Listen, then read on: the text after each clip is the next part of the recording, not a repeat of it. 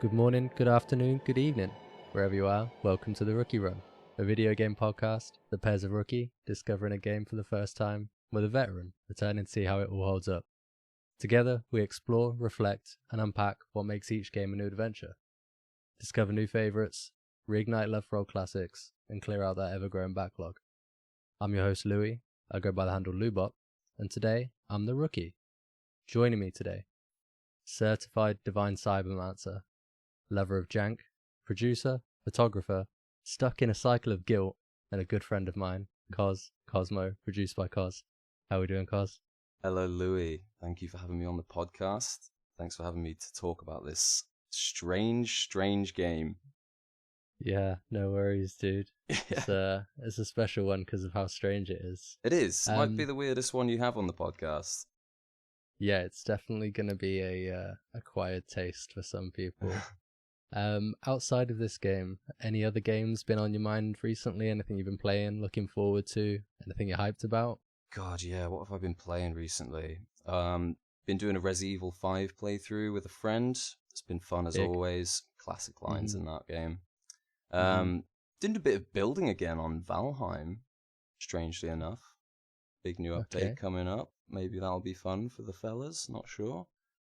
Lunacid is one that really stands out to me. I think everyone who loves sort of RPG crawler will love Lunacid. Yeah, I remember you showing me that. That could be a good one for me to be the rookie on. I know it's not like a super old game, but you've played it before, so... It's an interesting indie title.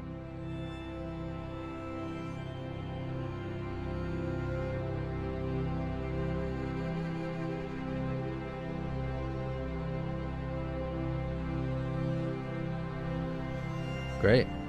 Well, today we're talking about E.Y.E or E.Y.E Divine Cybermancy. I don't know which one people tend to say. Which is an action role-playing first-person shooter game developed by Straymon Studio, who went on to develop Space Hulk Deathwing, Necromunda Hired Gun, and more recently, Demon Blades. The game was built using Valve's Source engine, which you can really, really feel. It's a cyberpunk theme game based on an unreleased private tabletop role-playing game, Ava, or AVA, developed by Straymon Studio in 1998. They've said that will probably never be released for public play. The game is also a spiritual successor to their Half-Life mod, Syndicate Black Ops. The game spent 3 years in development before being released on Steam in 2011. So, my introduction to the game was Cosmo. Cosmo also introduced me to Warhammer 40k, which you can see this game takes a lot of inspiration from. After me getting into 40k, Cosmo mentioned this game as something that might interest me. I'd never seen anything about it before. Never even really played a game like it. A lot of people compare it to an immersive sim, and the only immersive sim that I've played would be BioShock, and I think that's probably on the lighter side. And when we were talking about games that would work for this podcast, Cosmo jumped to try and play this game. So, Cosmo, what's your history with Divine Cybermancy? Yeah, I mean, strangely, I've been playing this game for years on and off. I just keep coming back to it. There's something about it which just draws me back as like a little background game. But I think 2013 was the first time I played it, so it'd been out for a couple of years. I think a friend of mine at the time was really into the idea of playing it because it had co-op. And when we started playing it, just the weirdness and the mystery. How old was I in 2013 as well? I am quite old. 21, I think I was. It was just so mysterious. It just really grabbed me. And after just playing it with this friend, I was just left with endless questions about the story and the development and all this stuff. And that just really stuck with me. I think back then I hadn't played a lot of indie titles. I'd been sticking to like pretty much the most popular titles that were about at the time, and had done for most of my life. So that might be why it kind of stuck with me so much, and why maybe if you are a seasoned gamer, it might not stand out as such a special event. I mean, how did you find it on your first playthrough? Yeah, I think it's a good time now to talk about how it kind of was for me early on and preface this game to anybody that would think about trying it with how janky it is. Yeah. So I obviously started playing it for the purpose of this podcast, and I think I got 3 hours in. I got to the start of the, we'll say, third mission. After the introduction, you do a main mission, and then you go to another mission. So it's like the second mission. And I wasn't really getting the game. You know, I was playing it and I thought I understood the systems, and I got about halfway through this level, died, and it sent me back to the mission previous. So I lost about an hour to an hour and a half of progress, and I was not happy. Messaged Cos saying, I don't know about this one. I don't know if I'm going to be able to get through it. I can see the vision, but I'm not getting it. Right. So we moved on to playing it in co-op, and we did get through all of it in co-op. Yes. But yeah, like I said, this game, it's got the jank, it's got that classic Source feel, which provides some nostalgia, but it also has the classic jank, weird physics, odd sound effects. Reverberation on sound doesn't really work too well. Yeah. We'll get into a lot of this sort of stuff. All kinds of stuff. It's got bigger problems than that, such as a saving system, which is as mysterious as the game's lore. Yes, indeed. Indeed. No idea how it works. It seems to save on mission start, mission end, occasionally on certain checkpoints. But the checkpoints are completely arbitrary. Yeah, 100%. You don't rely on it saving. Yeah. You're better to just try and play the game in one sitting, to be honest. I also had issues that are really classic with the Source engine. Don't tab out. Tabbing out for me would break dialogue. Sometimes it would just crash, amongst many other things. You're going to be dealing with, it's a DirectX 9 game. It is, so unfortunately, yeah. It didn't like G-Sync for me. Windows borderless just wasn't working. It's made for those older computers, but you can get it working. Yeah. If you have a single monitor and you're not looking to do anything else with your time, you could probably do it in about 7 or 8 hours. Yeah, I think we got through it quite quickly, but obviously I had help from you. I think if I was to stick with it, playing it on my own, learning all the mechanics myself, dying, losing saves, it would have definitely taken, like you say, 7 or 8 hours. Definitely. We barely explored any of the levels as well. Like, I remember in my first few playthroughs when I first got the game, we'd spend hours and hours and hours trying to get outside the map and all those classic things that you do when you're younger. For sure. I was so obsessed with doing that in the early Halo games. Oh, yeah, of course. And, when they did Forge in Halo 3, yeah, you could just do crazy stuff. So it was a bit of that. It was a bit nostalgic like that too, just trying to figure stuff out and trying to like take the piss out of the game and see how I could, can I actually cheat my way through this wall? Like, is this actually a secret door that should open somehow? All these random questions. Yeah. Back in the days before everything was min-maxed on guides on the internet and there was all the rumors. Real. I loved all that, especially with like Halo, with getting the recon helmet or the old Call of Duty zombie stories. Yeah, absolutely. The rumors, it was so good, and I'd just spend hours like looking through these maps for things that just didn't exist. Yeah, it's something we've lost with the prevalence of the internet and the way that the wikis work and everything. That's kind of cool thing about there's still barely anything on the wiki after all these years. Yeah, for sure. People aren't really playing this game. A lot of discussion around it though. A lot of forum discussions. People really want to talk about what they've sort of experienced in this game and what they think the story means. Yeah, and I think this game really leans into that sort of thing. Intentional or unintentional, it worked. So let's get into the game, and we'll give a top-level overview of the game. I just want to preface this by saying spoilers will come in the latter half of the podcast. So if you've not played this game, don't worry, we'll try our best not to spoil things, so then you can go and play the game and then come back.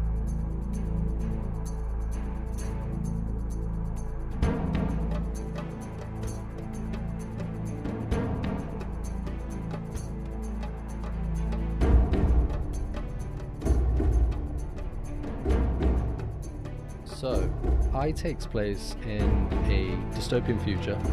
The player takes the role of an I member, which is a secretive and elite army of demon-fighting, cybernetic warrior monks. Yeah. Yeah. That'll do. Yeah. They're the military wing of an ancient demon-fighting cult called the Secretorum. Indeed. Very secretive, I suppose. It's super secretive. That dates back before mankind colonized space. With access to advanced technology, each member is infused with cybernetics, psionic training, and genetic modifications. Very 40k. I'm getting some parallels here. Yeah, big time. Yeah, for sure. The player wakes up from a botched operation that has left his comrades dead. With no memory of what has happened, fighting his way through Federation forces and back to I.E.'s base of operations, he learns through a message addressed to himself not to trust anyone. You then follow missions for multiple different characters and unravel the very, very confusing story of I. The game plays as an FPS, but it also has these RPG elements with character stats, gear unlocks, kind of skill trees, more like upgrade trees, research trees. And it also kind of plays as, like I mentioned earlier, an immersive sim.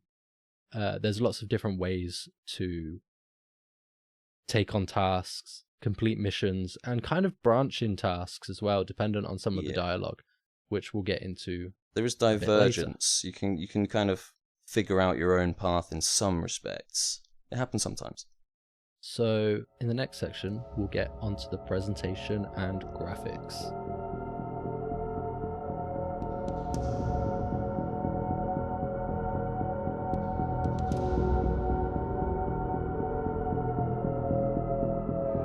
So I think a big feeling for me with this game, playing it for the first time, and knowing from what you'd said that it feels kind of 40k, it does.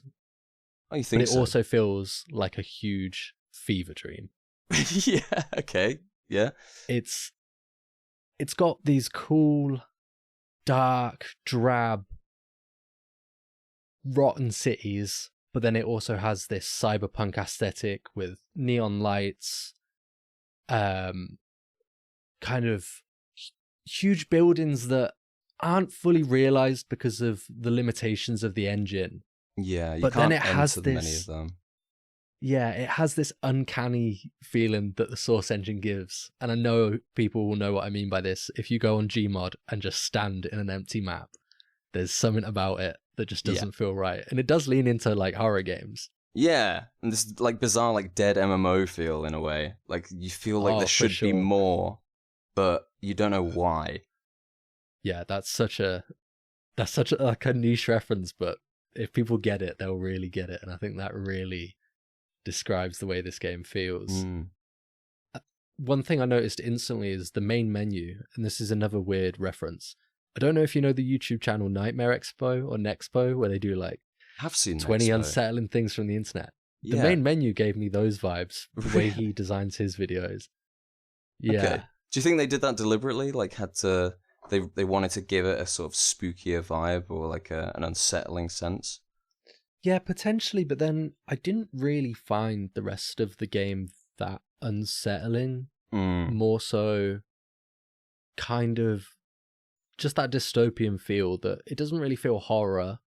It definitely doesn't feel nice, and they're definitely portraying that it's not a great time to be alive in this world. Yes. But I didn't get the horror, but my initial reaction to the main menu was that kind of horror feeling, similar to the way the Silent Hill games might make you feel. Sure, okay. And I think this game uses a lot of the same sort of color palette, and I think it's a testament to its time. Like I mentioned earlier, the just drab, brown, rusty colors, which I know Silent Hill loved in the first 3 games. Definitely. It was definitely of that time as well, that 2011 sort of era. Yeah, for sure. When the rule of cool was big. One thing I wanted to ask you about the sort of environmental art and what you're talking about with the megalithic structures and maybe those deep pits that just they're just there, like pits to nowhere, and they're massive. Like, you're obviously not going to miss them, but if you fall in them, you get like permanent debuffs. Do you think that sort of setting fits the story they're trying to tell? Yeah, I think it does. Once you get later into the story and you understand a little bit more of how the world got to this point, and it's just very 40k. I think it does fit. I think it portrays the sort of, we're on this planet that is probably not big enough for us anymore. So we're going to build up because we can't build across. There's no more space. So we're just going to build up. Yes. And I think it does that. And I can imagine how building up is going to be a little bit janky and probably pretty unsafe. And I think it does portray that. Yeah, definitely. And it makes sense in the cities as well.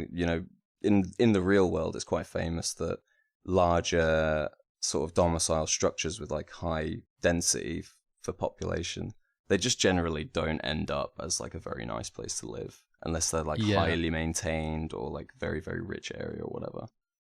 Yeah. And there has been obviously examples of that in the real world. Yeah, for sure. So there's definitely there's some culture there they've tried to put in, and so you definitely got a sense of that. So the information that it does give, and coupled with the environments, there's something there. There's a world.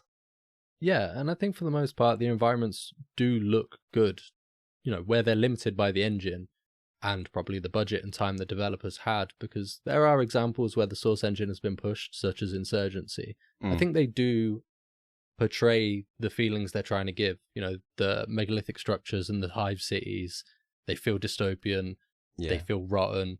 There's really cool little designs, like there's buildings that are turned into graveyards.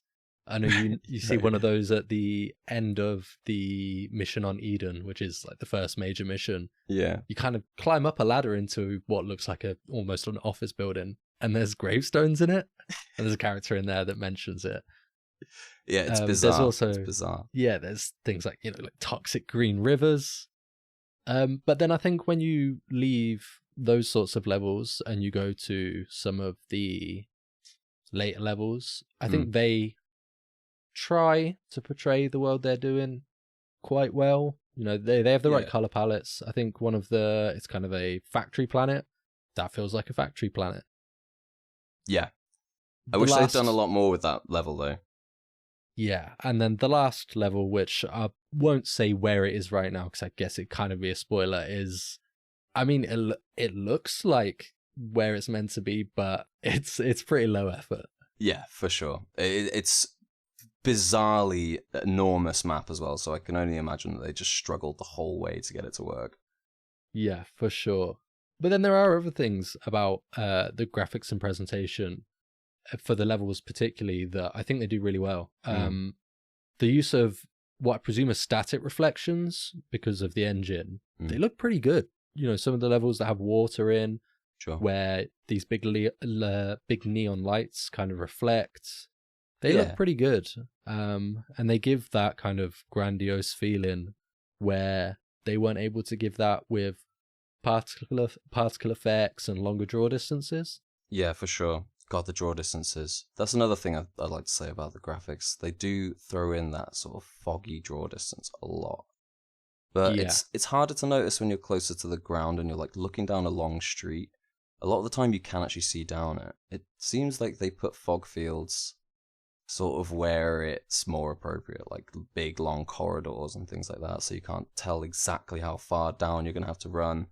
But that in its sense is a design choice which is completely like a separate part of this conversation. Yeah, for sure.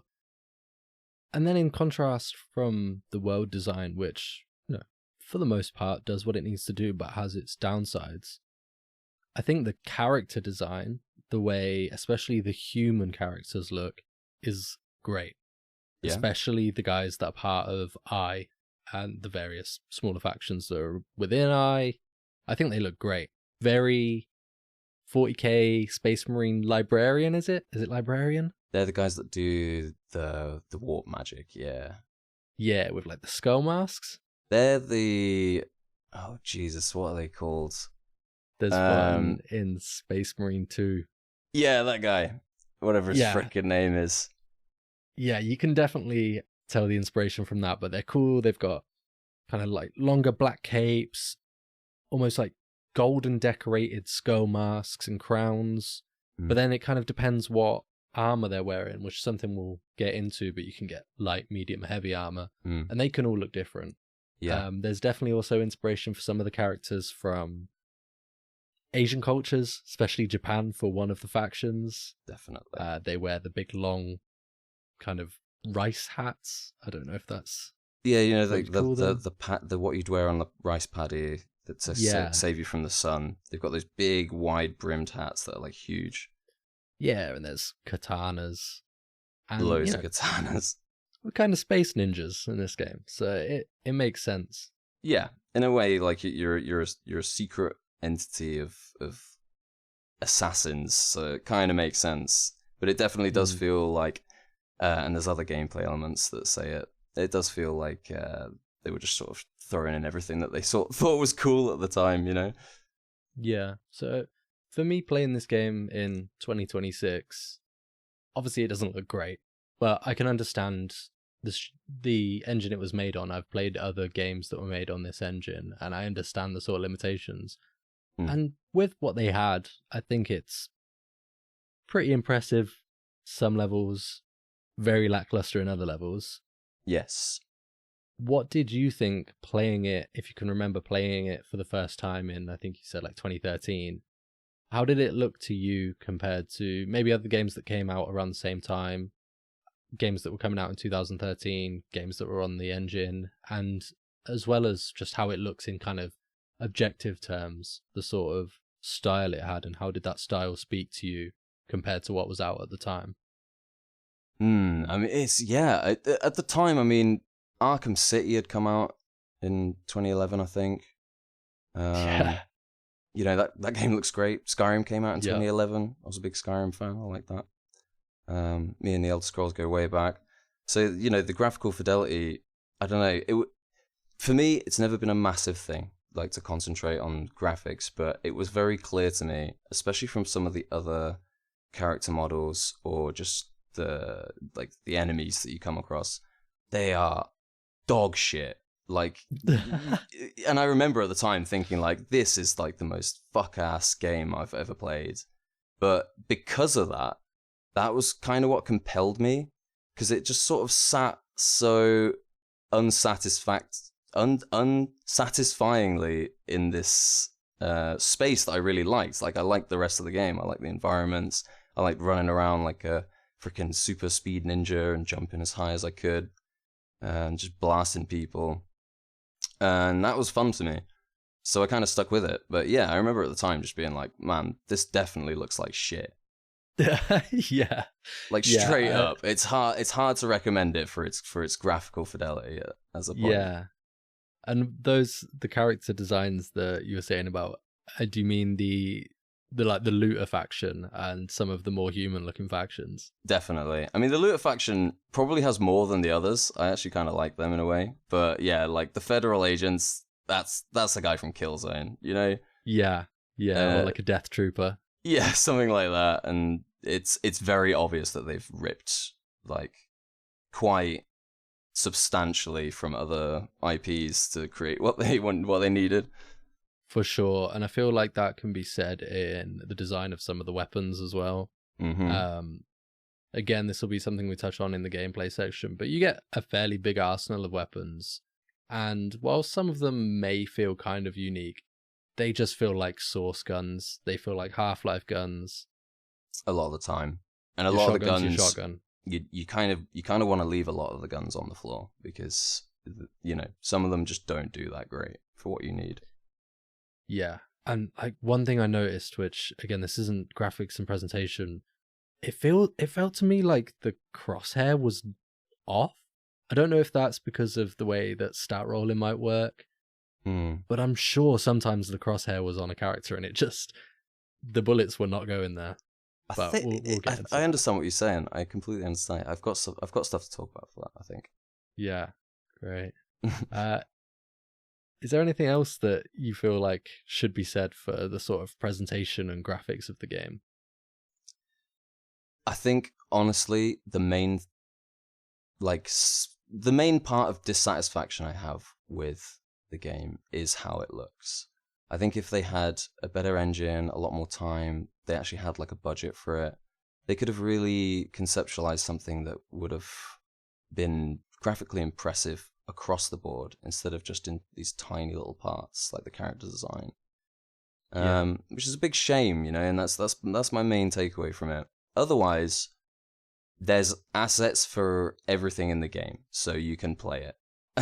You know, in a way, that's, you know, I just want to play the game, so I can kind of turn a cheek a little bit, you know? Yeah, I can feel that as well. And I feel like what is there for the most part, you can get what the devs were trying to achieve, and I can almost envision what they could see in their head that they just couldn't get onto the engine. For sure. There's a sense of ambition throughout the whole game that leads me to kind of respect what they were trying to do, and it kind of drives me to want more out of the game, and I think that's an important part of enjoying the game, is just wanting a bit more out of it, because there's questions you can ask. Yeah, absolutely. So we'll move into the music and sound, which I think is something that definitely adds to the atmosphere of this game. Yes.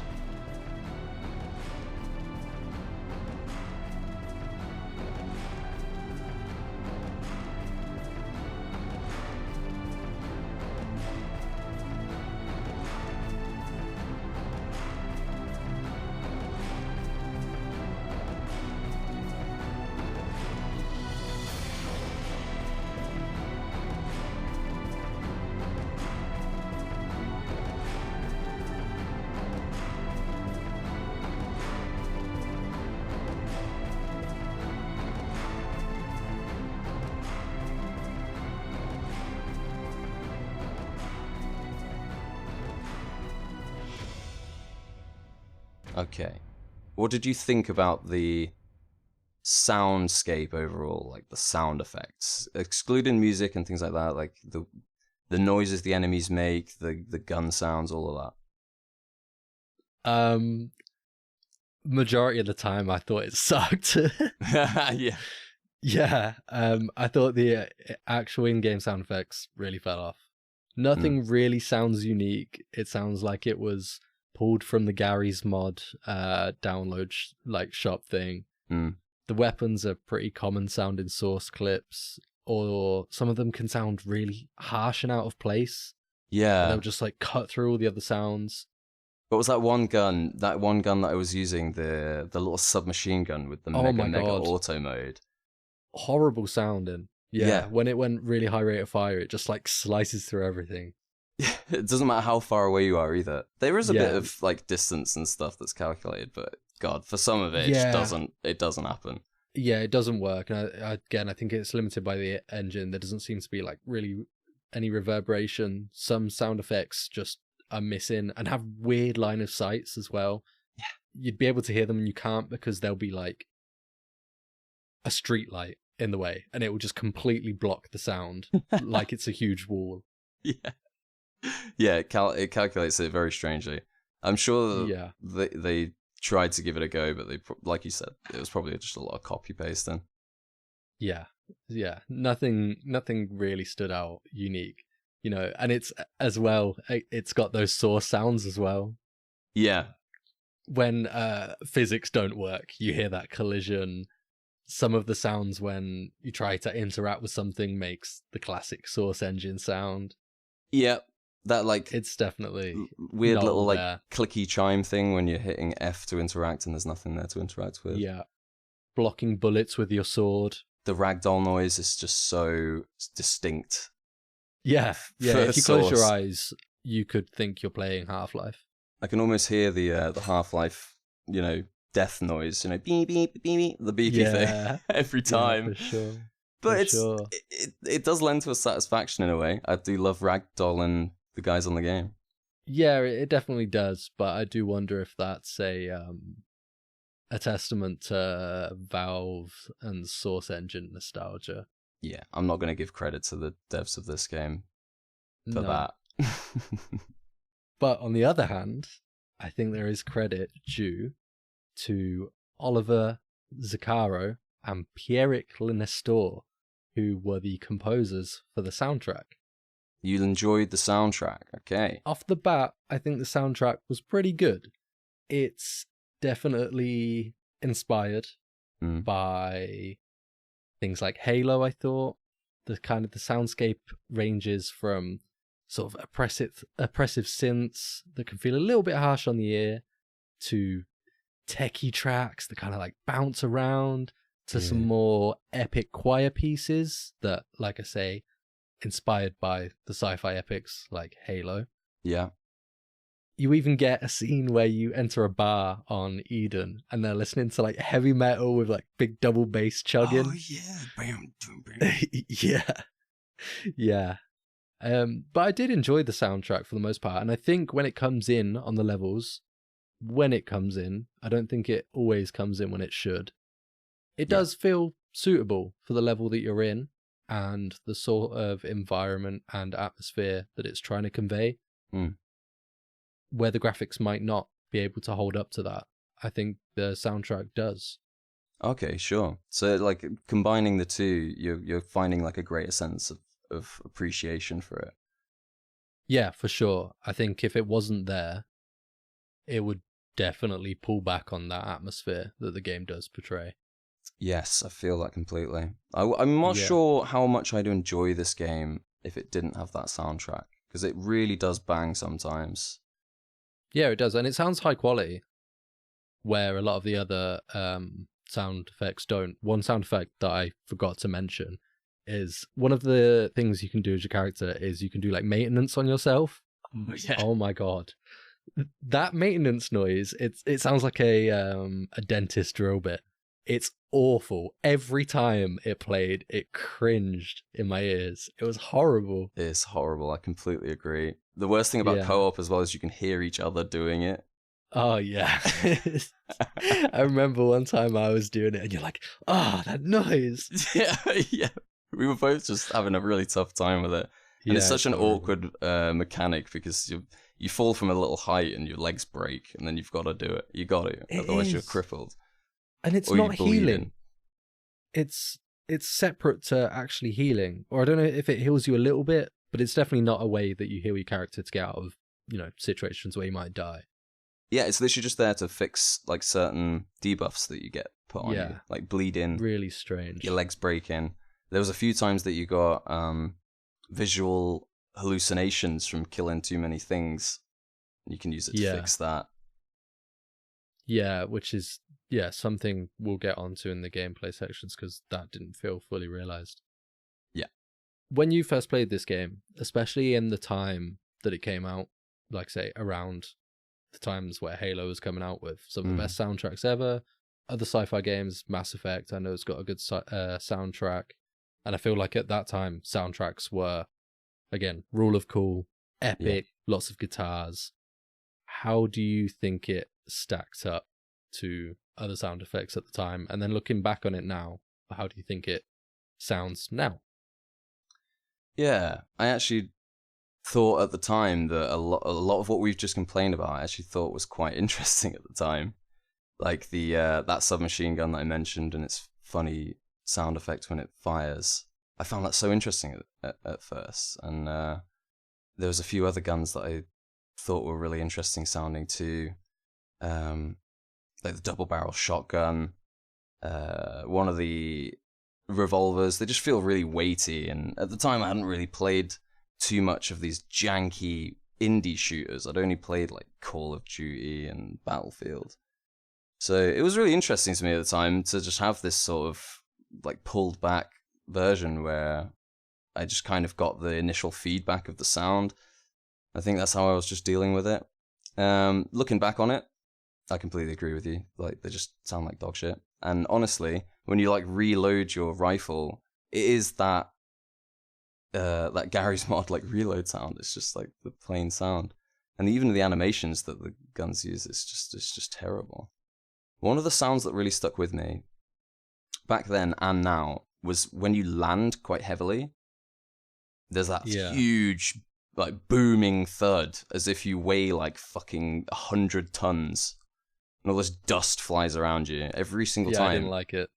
It would make sense if it happened if you fell like 100 feet, but it does it when you fall like 4 feet.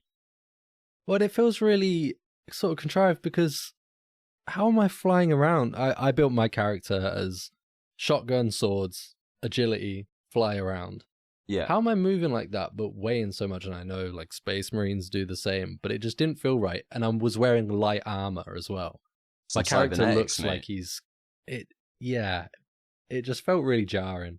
Yeah, it doesn't really fit. It seems like an effect which they wanted but couldn't modulate, so they just left it like full blast. Yeah. Shame. What about the actual musical score? How do you have any memories of listening to that when you were first playing it? Yeah, definitely. It was probably my biggest thing playing it the first time. That and trying to work out the story, but the music was something that really sat with me while I was trying to explore the world. It drew me into the world. That was the main thing. When I was running down all these long-ass corridors or trying to break out the map or just sitting and looking at the detail from a distance, looking at vistas and things. They're rare and, there's only like a few places you can do that. But, when I was doing that, it really drew me in big time. It felt like I was in a world where, there was grand things happening. If only I could find out more answers and, if only they'd programmed in a few more levels or something like that. And, I thought that was a really big thing for me. I've always had music on my top level of appreciation for most mediums of storytelling, but yeah. So I think it's a winner for me back then and now. Yeah, obviously I only have the perspective from now, but I think it's a winner as well. I think it's quite. It stands out. It's like I say, it's very inspired, but there are certain things about it that do stand out. The song that I'd have introduced the podcast with, which is the Main Menu podcast, especially the Main Menu song, especially. Yes, it's so recognizable, and it returns quite a few times, and it's always in a very specific area, and it's always in that area that you start going, "What the hell?" Yeah, so it has like a little bit of like cadence in your head. I agree. Yeah. Any other comments on the Sound of Music? I think honestly we've touched on most of the things which I've noted because that is the sort of make or break parts of the sound and music for me.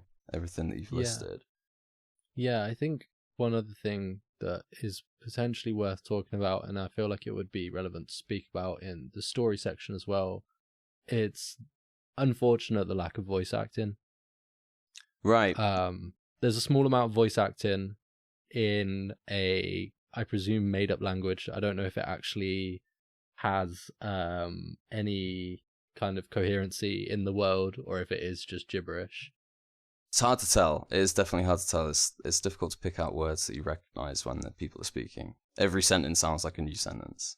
But the language does have like a common point. I think they did make up a language. I think it's based between like French and some made up something, or French and Latin or something like that. Right. I'm struggling to remember exactly what the story was because there's very little information about it. And I think a lot of it is just hearsay. Yeah, to me it sounds like if you were to ask me to make up an alien language on the spot. That's kind of how it sounds.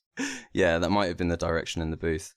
But what did you think? Like, did it sort of give you more in the game? Like, when people did talk to you, was it quite, like an immersive moment? Did you feel like you were actually speaking to characters, or did it just sort of, stand out as like when that actual audio came in, it kind of felt random at points. When they kind of come over like a little intercom, it seems to be at important moments, but obviously because you can't actually understand what they say, and although you get the text, it doesn't really feel that impactful. And then you hear the enemies talk. To me, they sounded, especially the looters, sounded like bandits from Stalker. Oh, okay, yeah. Yeah, just like shouting. Yeah, it's always shouting their heads off. The Federals do it too. I didn't think the Federals had a very good voice. That kind of pissed me off, actually. Because when they shout and stuff when you're fighting them, it just sounds like a bunch of panicking dudes. But when I thought about it this time around playing it, and actually there's a log you can find that's written by one of the federal soldiers. They are terrified of I, absolutely terrified of them, like the actual soldiers are, because Yeah. I is famous for being like destructive killing machines. Like 1,000 versus 1, and they'll win.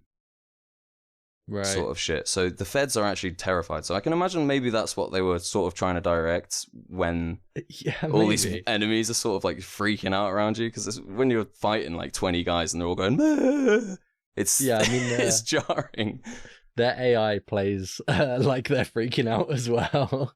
Yeah, they're just fucking scarpering around and doing their best to try and find a moment to shoot you. Yeah, but I think the lack of voice acting is, it's expected with such a small team and limited budgets. But we'll get onto it again later. Some of the dialogue, although mixed, is pretty cool, and it would be cool to actually hear someone act it out. For sure.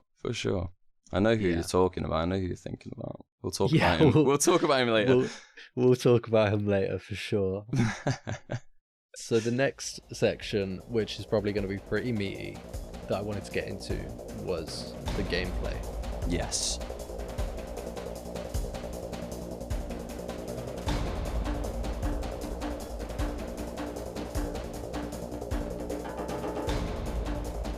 This is probably where I think people want to say it's an immersive sim. Yeah. I think it's important for us to kind of set out a scape of how the game plays mission to mission. Yeah, okay. So it's obviously a first-person shooter, primarily. Definitely. You're going through these levels. Most of the time it feels like the best option is murder. But there's other options. But like I said earlier, there are these RPG mechanics. You have separate trees, so your character gains XP, and you can put points into stats. Stats will do different things. Like for me, I put my points into agility, I run faster. You also then get I think it's cybernetics tree? Yep. Or implants tree? Pay your money towards those. Yeah, the bruisefs, which is the name of the currency in the game. You can pay your money towards those, and again, it kind of gives you stat boosts. I was buying leg implants, which again just gave me more agility. Yeah, it's always the first one, because you just want to go fast. Yeah, and then you get the research tree, which I think is the more interesting of them. Did you find that interesting and accessible, or just kind of in the background, like take it or leave it?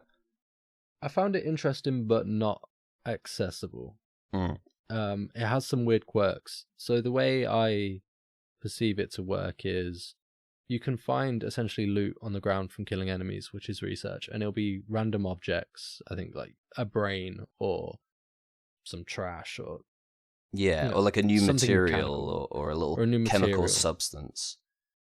And obtaining those will then give you the option to discover other research, where you will pay money to have a team who are in the background, I guess, research more research. And some of them will unlock you things. But it's weird because it has this timed thing to it. So it might take the researchers 18 hours, which is, it's not 18 real world hours. I think it's like 8 or 9 seconds per hour. It ticks down in game. Yeah, to research these new research materials. I researched another leg implant type. I think it was advanced movement something. Which again, just gave me more agility to run faster. Yeah. The timing and having them timed just feels so out of place for a short game. Yeah. It feels like it would be in place for a lengthy RPG, where potentially there would be more things you could do with upgrading your research team. But it just feels like a pointless Interesting concept, actually. That's a really, really good way of doing that. Yeah, it feels like a pointless choice to put this in, and it feels like it was probably a remnant from their board game. Yeah, I see what you're saying. Like a kind of like a background process they were running in that. It Yeah. makes sense to me in a way, and I like it because it gives you a bit more interaction for leveling up your character. It makes me feel like I've got something to work towards. But you're right, the amount of time a lot of these take, especially the later ones, you didn't get anywhere towards the later researches, but you also have a slider for the amount of time your researchers will take to complete the research versus the amount of money it'll cost. So obviously the shorter time will cost you loads more money. But some of these researchers that are later on, you slide it all the way to the lowest, so it'll take, the shortest amount of time, and it's like 30 hours. Yeah. Sorry, 30 days. I Oh, meant to right. say. I meant to say that. So that's a decent you bit know, of actual in-game time. Let me get a calculator quickly. I actually want to see how many seconds that would be.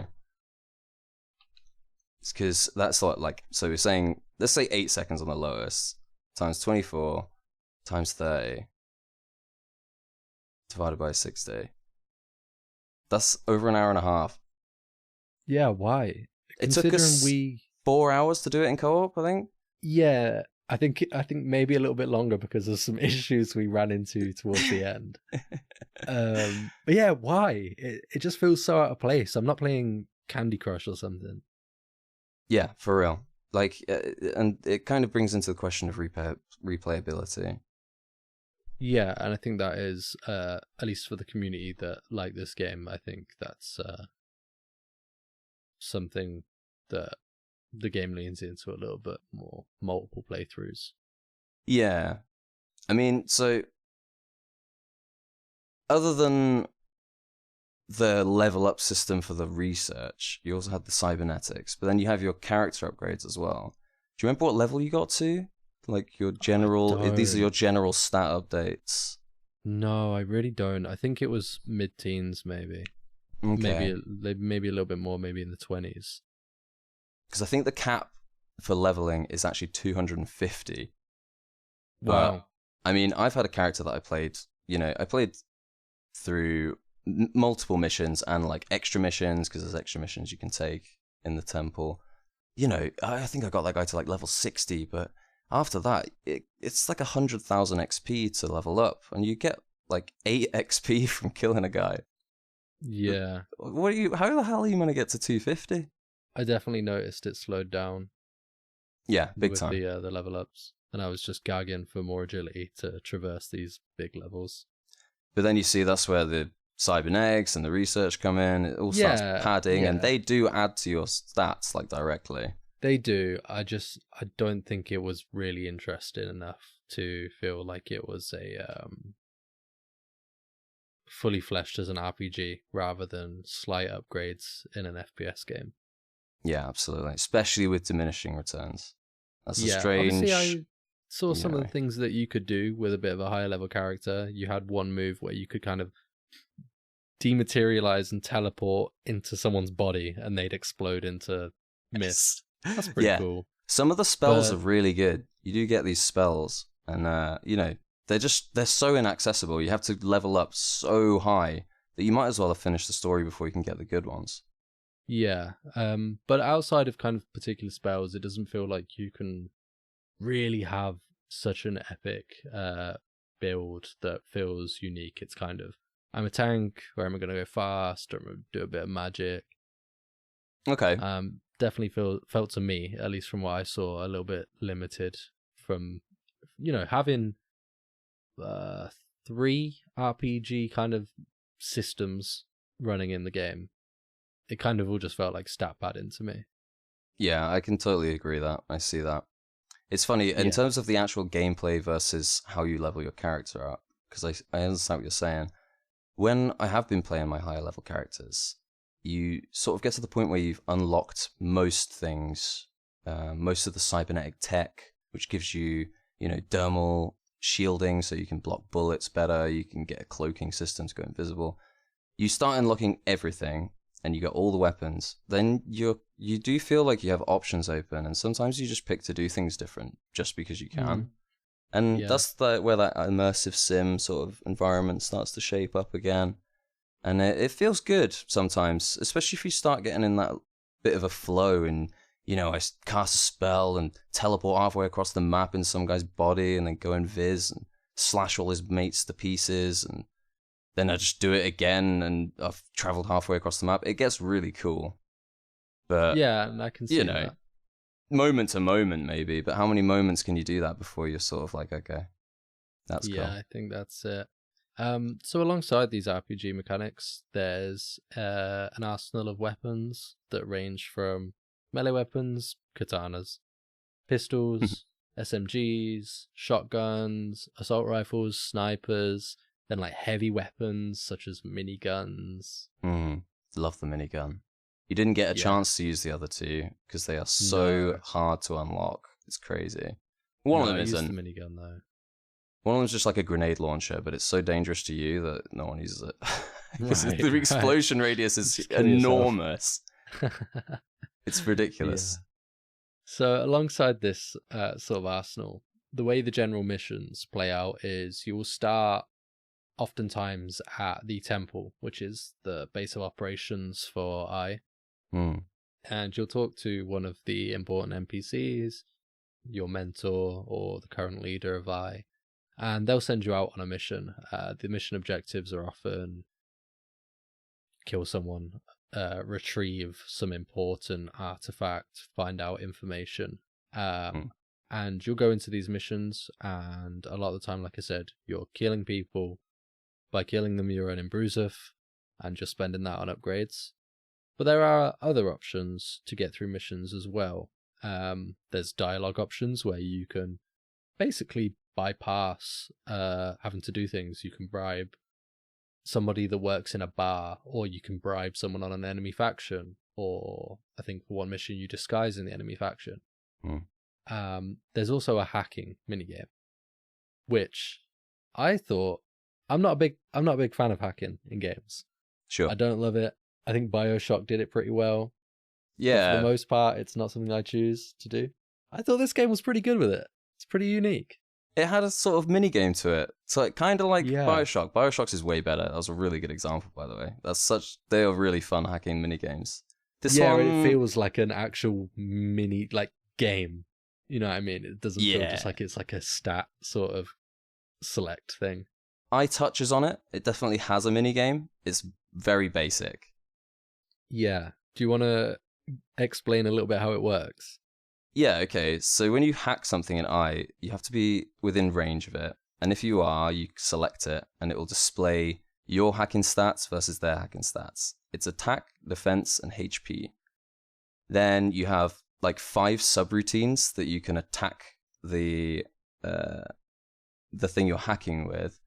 You can lower their defense, you can lower their attack, and you can attack them with yours. You can also raise your own attack. So you end up in this sort of shields as well, and raise your own shields, exactly. So you end up in this standoff, which is kind of like a tic-tac-toe, where you sort of battle each other to see who can lower the other person's HP before the other. So you're attacking their attack, you're lowering their defense, you're raising your own, and you end up in this weird like battle of attrition, and it can be quite stimulating actually because you have to act fast.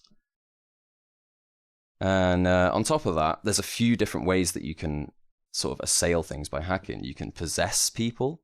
You can actually enter their body and control them in a rudimentary fashion and get them to attack their friends or walk off a cliff or something. It's very fun. You can steal from people. You can actually nick their money. It's not very profitable though. You can just straight up blow stuff up, or just like kill a guy. They'll just flop over dead as you like melt their brain. Or like just destroy a turret, it'll just blow up. Or you can hack a turret and it'll become your friend, and then any enemy of yours, it will just attack for you, which is really strong. So there's a viability to it in terms of general gameplay, although I wouldn't do it. You'd just be sat in a menu for like the entire game, but it could be fun if you like fucking with people and making them do wacky stuff, or just generally like circumnavigating the idea of having to be in combat. Then you could have a blast doing that, sure. Yeah, I imagine the hacking is one of the main reasons people label this as an immersive sim. If it didn't have it, I don't think people would really think about it as an immersive sim too much, because I know the classic immersive sims have hacking. BioShock. I played a little bit of the 2016 Prey as well. Yeah. That has a bit of it. But I did think it was a pretty unique hacking system, at least. I wasn't big on it, and I found it frustrating at times. Sure, And I think I I think think I hacked the everything game that you tried to hack. forces, yeah, you hacked everything for me. There's certain sections where you have to hack things, and it feels like if I didn't have the stats for it, am I just going to have to go and grind to get better hacking stats, or am I just bad? Honestly, I think it's the first one and the second one. The Yeah. developers just don't give a shit like where you are in the game. They will just put an obstacle in your way which has a certain limit, and if you can't reach it, tough shit. Go get good.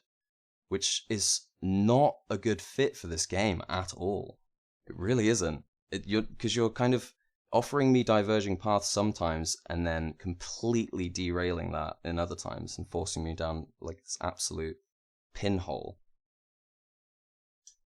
Yeah. So, yeah, I completely agree. Strange, but yeah. It's probably the only thing that's separating it as an immersive sim. It's the only other, I think, way that you can actually like tangibly interact with the game outside of just being a shooter. Yeah. So But it's there. it is there. It is there, and you can do it if you want to. And I'm sure you could combine it with play styles where, something you can do is you can kind of summon clones of yourself. So you could summon clones of yourself, and you could hack turrets, and you could almost make this AI army. Yeah, you definitely can do that, and I've done that. It's fun. But it does feel like it might just be better to go super fast and have really powerful guns and just blow everyone up. Yeah, it's like 20 minutes of setup just to go, wow, I did it, versus Yeah. just blowing everyone up. And because of how kind of weird and janky the AI are, it's not going to feel like that epic payoff where you can see this awesome battle that you can just kind of spectate. It's just going to be a lot of noise and then things dying, and it doesn't really look that great. Yeah, it's like playing with your cat or something, it's just like, oh, this is funny. Yeah. So the enemies you're fighting, majority of the time you're fighting human enemies. So you mentioned the feds, the federals, basically kill zone soldiers. Then you've got looters who are kind of just poor bandits. They all fight the same. They'll have different weapons. I noticed on Eden, some of the federal soldiers have like these weird beam rifle snipers. Yeah, they're spec ops soldiers, and they're always in some annoying high vantage point. Yeah, and you will have kind of higher level soldiers. Sometimes things will go invisible and they'll fight you invisible, but the AI isn't that clever, so it's not like they're sneaking up on you too much. Yeah, it's not, they can't even crouch or anything, so they kind of just will run around a corner until they can see you and shoot you. And if you're shooting at them, they'll just kind of shoot back. They don't look for cover. Yeah. There's also alien race enemies, which it really lost me here. They felt kind of out of place. Obviously with the lore I understand that there's aliens, but they felt like asset rips. They didn't match the darkness of the game at all, in my opinion. Yeah, which of those enemies really stood out to you as like a complete mismatch? The ones that you kind of see the most, they kind of run around on their back legs, they got long arms, and they look like lizards. They look like xenomorphs to me. No, not those ones. The other ones that you see earlier on. You see like three of them on Eden. Yeah, and they've got like they shoot fireballs at you. Yeah, they're just called Mandukos. Mandukos, right? Yeah, they just feel really out of place. Considering that this game's trying to convey this kind of slightly grimdark, cyberpunky aesthetic, you'd expect the aliens to maybe be a bit horrific. These felt funny. Yes, I do think that was a real letdown from them. If they'd only spent time to make good assets for that, it would have been kind of a better game overall, like in a big way. They tried to add some other aliens later on, right at the end, or demons, if you will. Again, asset rips. Yeah, I think one's pretty much a guy from Doom. Yeah, or Serious Sam, maybe. Yeah, it's not great, and they kind of just run at you. Yeah, or shoot you. Yeah. They're not doing anything interesting. They can be challenging, like combat-wise, but it's just not inspiring. Yeah. So it's sort of just feels like you're playing like balloons or something. Yeah, Just and like, some of the there's something I challenge to need to me shoot. maybe came from frustration of, oh my god, just let me get through this level as quick as I can. I want to kill these things. Whereas if I was actually trying to stay alive, I don't think I'd have much of an issue. Sure, that makes sense. Sometimes they throw big numbers at you as well, and it doesn't really feel hard. There's a couple sections where you have to do almost like a horde defense. Yeah. You just put the minigun on. Yeah. Because you get armories where you can get your weapons. They're very lenient with it. They're often placed between sort of checkpoints. So you'll be in a room where you're going to have to do a wave defense, and you can just access the whole armory. So I take off all my light armor, take off my swords, put on heavy armor, put on a minigun, and just fill the rest of my inventory with magazines. And just stand still holding left click. And it's over in like 10, 15 minutes. Yeah, those sections go on for a mile. Way too long, yeah. It's kind of a tough one. Yeah, I feel that completely. There's a weird like setting of pace in it. I do feel like a lot of it was like band-aided. Maybe they'd had like a more challenging approach to these things where those armories weren't in the room at first, but on playtesting I think they were just like, yeah, this is impossible, but it's kind of, we're 2 years in, let's just put an armory there. Yeah. A lot of places in the game feels like that, which is a shame. We're getting towards the parts where we're not actually shitting on this game and it becomes interesting. Yeah, for sure. But it's really easy to shit on this game. What did I write about it? I had a really good comment I made about this in terms of it. I said it's less of a polished turd, more like a turd with fudge pieces in it. Some of it isn't shit, but it's very hard to tell. Yeah, and it is, and I think we have mentioned some of the ways it can feel cool. When towards the end of the game, when I had my agility, I could hop around and deflect bullets off my katanas and slice people up, and sometimes they explode into mist, and then I'll pull a shotgun out and it'll be like buckshot, so it's got good range on it, and I'm popping heads. And that can feel quite visceral and feedback. And like I said, when you had the cool spells zipping around, it can feel cool. But here is where I want to... Oh, actually, one thing that I had to ask that I just don't get at all. When you kill enemies, you'll get a pop-up like, you killed a lieutenant, you killed a general. Yes. Why? Does that just relate to the amount of money that you get from killing each enemy? They actually are... There's a class system for enemies, and they are randomly assigned. So, like, every 100 enemies, one of these special, like, pack beast or general or captain will pop up. I think generally it's captain, master, and commander are quite like the regular ones, but then there's special ones, like you said, like the pack beast, or I'm trying to think of some other ones that are in there, but some of them are really weird. There'll be like super rare ones, and they'll actually be attached to an achievement, so you can't actually get all achievements unless you've killed one of these rare randomly assigned classes. Like, I've got an achievement that only 3.3% of players have got, called Nemesis, for killing a traitor. And the only way you can find a traitor is just by continuing to kill enemies until one gets spawned as a traitor, and that's it. Great. Yeah, but it's locked. They're literally locked to achievements, so it's like, unless you play over and over and over again, you're never gonna get them. Yeah, again, this just feels like something that was maybe came from the tabletop game that wasn't able to be fully realized in the video game. Okay. Because it doesn't really seem to serve much purpose, in my opinion. I would argue that they just wanted to make a list of achievements and they kind of just ran out of shit to do. Yeah, I mean, sure, maybe I'm being kind of giving them benefit of the doubt there. There is 100 achievements for this game. Yeah, I did notice I was getting achievements quite often. There's a lot, I've never been an achievement hunter, so it really doesn't bother me. The only thing I notice is when there's funny achievements.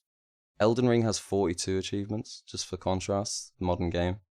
Right, yeah. So they just jam-packed it in. They spent it. time doing that. And obviously they had to code those in, right, to work. Yeah. there's a lot of other things that they could have spent time on doing. Yeah, it makes me upset that they'd wasted their time. Yeah. I wish I could go back in time and tell them to stop doing that. Yeah. So I've got a hot take for the gameplay, and I don't know if this is going to upset the cybermancy community. Okay. I think this game would have fit better as an isometric RPG, something like maybe Baldur's Gate, maybe even an action RPG, like Diablo or Path of Exile, or there's the 40K one. I just feel like some of the systems work in a way that doesn't benefit a first-person shooter, and I feel like if they'd have had the game feel a little bit more slowed down and a little bit more of a standardized RPG, as many of the RPGs are isometric, they could have leaned more into the stats, and you could have still had the cool visceralness of teleporting into somebody's body or having your character agile and they get move points potential. I see what you're saying. If it's a turn-based RPG, and I feel like that would potentially let people or encourage people to flesh out their characters a little bit more into specific styles. I think when you're limited to a first-person shooter, most people are either going to go heavy guns or light jump around slashing things like I did. Yeah, that's such an interesting take, actually. I do wonder how general fans of this game would take that, because that actually sounds so enriching for what has actually been made already. In that format, so many things make way more sense, and it would lend to the pacing so well for the storytelling. I think you're onto something, mate. Maybe. Obviously, we don't have much information on what their tabletop game was like, but surely isometric RPGs are going to translate better from tabletop to a first-person shooter. Yeah, that's so true. I mean, that's the examples you gave, like Baldur's Gate. That's exactly what that's based on, isn't it? It's based on a TTS, so it's like TCG. So it's like, wow, I kind of feel you, man. That's a really interesting take. I'd be really interested to hear what the audience thinks about that, actually, because if you have played this game, guys, and you've played and you heard that take, like, let us know, because that's awesome in my opinion. And I'm a long-term fan. I've been playing this shit for like 13 years. Yeah, I hope I don't upset people with that. When you played this game originally, again, about 2013, you were up against big games with great gameplay, BioShock in the same sort of genre. Obviously, I mentioned Halo. Sort of gunplay with Call of Duty was reaching its kind of apex. Yeah. When did the first Titanfall come out? Oh gosh, I can't even remember. Maybe after this. I think it was a little bit later. Obviously, this came out in 2011, probably a little bit later. But we had some real hot first-person shooters back then. And then also RPGs and immersive sims. Yeah. Do you remember how it felt playing it back at that time? Because for me, playing it now, although it can feel kind of fluid sometimes, it just feels like a Source game to me. And the gameplay is definitely not something that I'm like, oh, that was so much fun, I can't wait to do that again. Whereas, and I love games that kind of give you that rewarding gameplay loop. I'm big on, I know I've mentioned ARPGs, I like that sort of power fantasy where I can get my character dialed in and I'm just zipping around killing stuff, or I'm just like this unkillable tank. Definitely. This game just felt like a shooting gallery to me. When I first played this, I'd had so little experience with Source Engine. I don't know if I'd even played anything except TF2 at the time. And like I said, like, indie titles were a very new thing to me. I think I'd only just started PC gaming as well, so this might have been one of the first games I played on PC, like properly on like my first rig. When you're like, you've spent all your money on a PC, and you're like, oh, what free or cheap games are going on Steam? Yeah, that's so relatable. That was probably exactly how it was.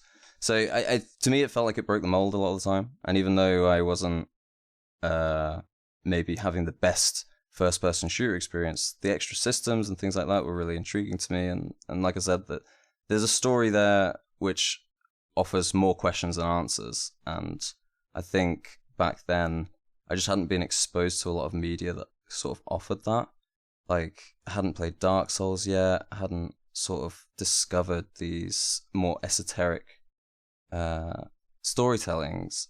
So it stood out to me for that sense. And as a shooter, yeah, like I said, it broke the mold a little bit. So I was a bit more blinded by the other features in the game, which I like, and this general shooting mechanics sort of they were there to get me through what else I was enjoying in the game. Right. Yeah, I can get that for sure. It's sometimes the gameplay in this game can probably serve as just a vehicle to A and B. Yeah. Again, but that's why you're gonna get more out of this game the more you want to get out of this game. So yeah, it's definitely one of those games, yeah, no. and it's a funny one to play with friends. It's a a silly one. Yeah, we had fun in co-op.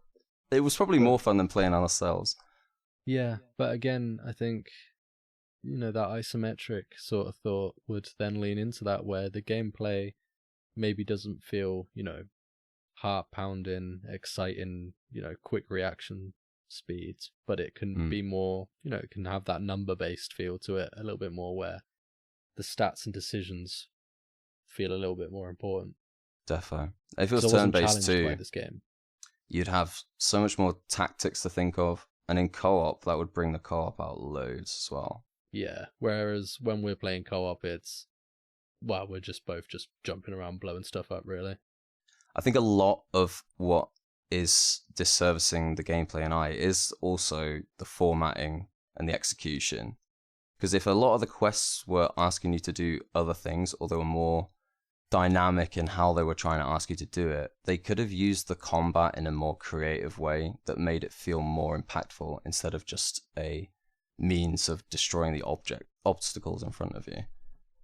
In my opinion, that's how I kind of feel about it now. Like, looking back at how I felt then and looking about it now, it is just a drive. It's a tool to get me through to the other stuff. And that sucks, because for a lot of people, there's not a lot much else. Yeah, it absolutely, in current day, doesn't stand out. And, obviously it's not fair to compare it to things that have come out 20 years later. But even for games that came out around the same time, it falls behind them. Yeah, if this was a 2001 game, would have been kind of hot. Yeah, I mean, if this came out at the same time as Halo, it's like, what are Bungie doing? This is so cool. Like, they've got such cool... 10 years later, this came out after Halo 3. So, it's a 10-man studio or something like that. It's not Bungie at peak Bungie, but still. I mean, I think the most popular source mod in 2004 was The Hidden. Do you know The Hidden? It's the one where you can be the one guy sticks to the wall and has a knife and goes invisible. Yeah, like a TTT style game. It was so popular at the time. And that was kind of that was the depths of the engine then. And then you said a perfect example earlier, it's Insurgency. And they also made the sequel, Sandstorm. I mean, Jesus Christ. Sandstorm's on the Unreal Engine, though. Oh, okay. So the first Insurgency, though, was technically very impressive. That was like a maxed out Source Engine. Yeah, it's pretty unbelievable that Source Engine, it does not feel like Source Engine. It doesn't sound like it. It doesn't even look like it. Direct contrast, I is stuck in Source. It's a Half-Life mod. It's a Half-Life full conversion mod. Yeah. Yeah. That's it. Yeah. Yeah. Yeah. I think we've covered the gameplay pretty well there. Yeah, I mean, I'm sure there's more to it as well. There's very esoteric stuff. It would be really hard to sort of outline everything. But and generally that's how it goes. People have made long form videos on YouTube. Yeah, go check some of them out, and you can see some people zipping about as a ninja and see what it kind of feels like.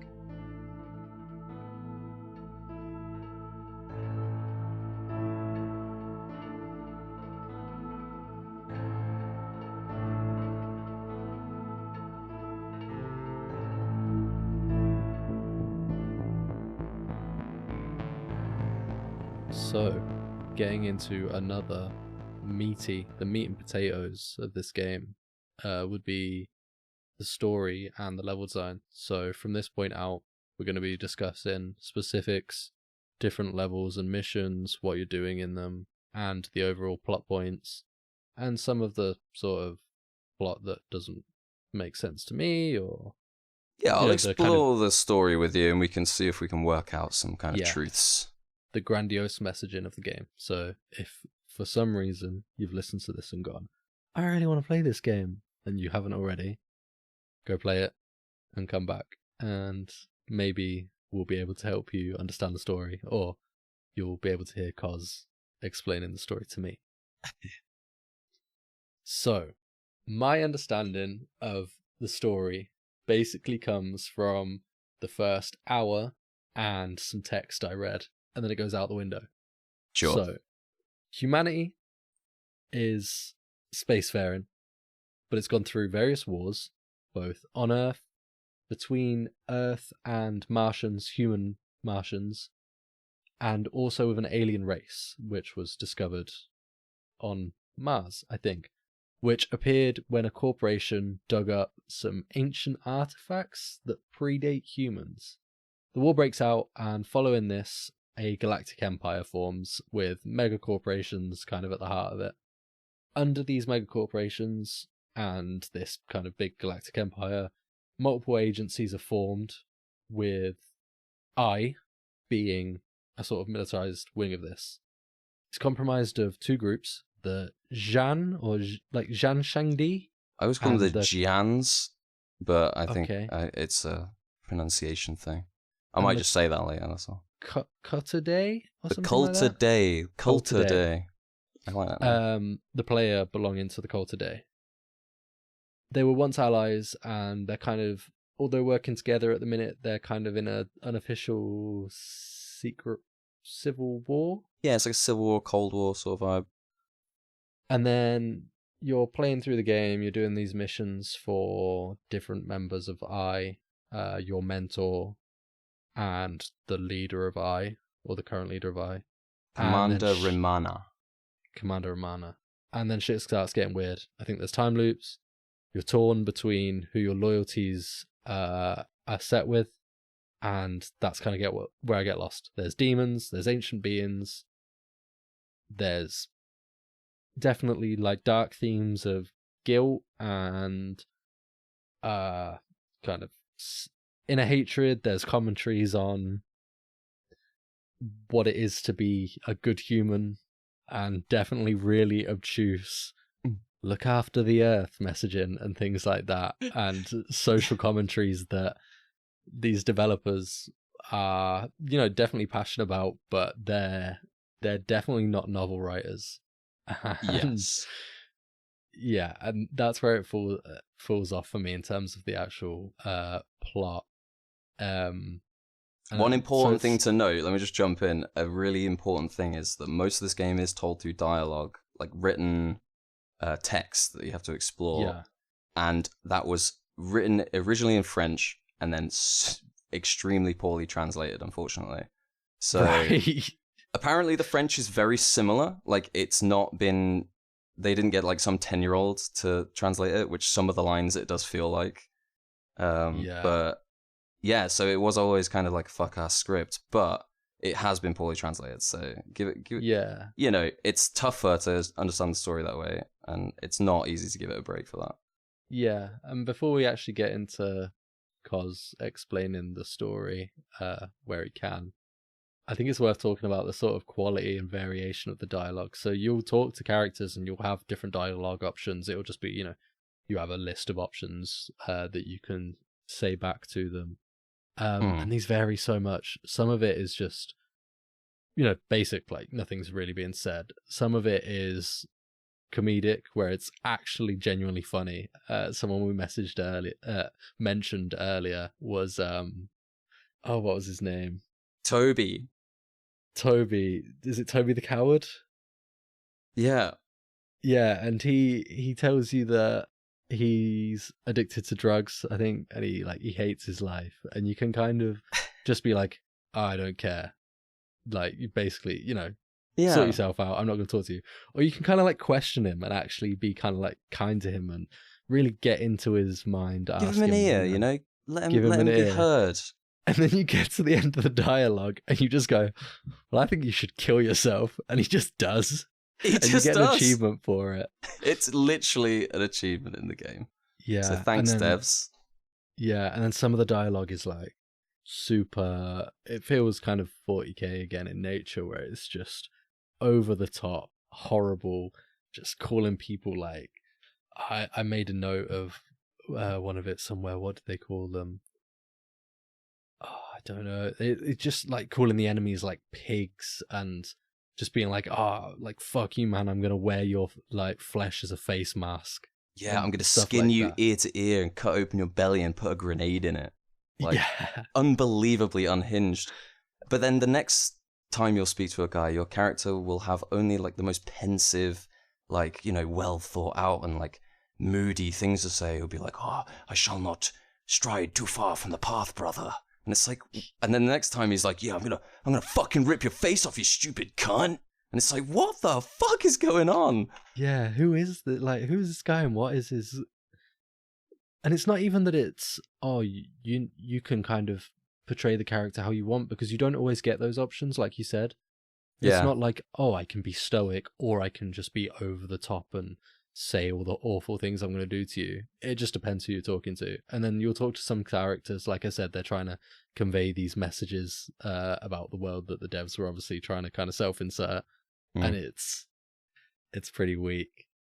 It basically boils down to like pollution bad and stuff like that. Obviously, it goes a little bit further than that, but I remember there's one character towards the end. I think it's an alien that you speak to or something in a cave. It is. And you pointed it out to me, and you're like, yeah, this guy, he's got some like just rough dialogue.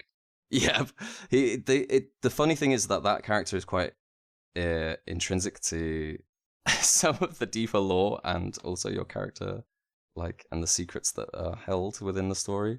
But it's just so bizarrely written that no one's ever going to know that unless you have like a much clearer picture of the entire story, and you can't glean that the first time around. You really can't. Okay, so do you want to, speaking of that wider story, do you want to try and give a background to where you are coming into at the start of the game?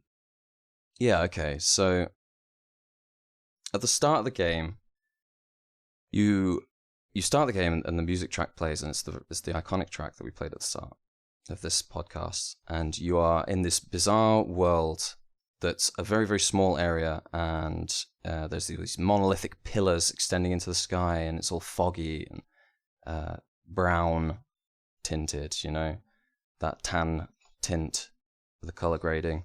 But in one end of this area, there's this massive portal, a big square gate with a portal in it, and you go through it. Oh no, sorry. As you approach the portal, there's a dead body next to it, and your character says, "It's true that I killed my mentor, but I was not his murderer." I think that's what he says. Very similar to that. Yeah. Which begins the mystery. You're like, what?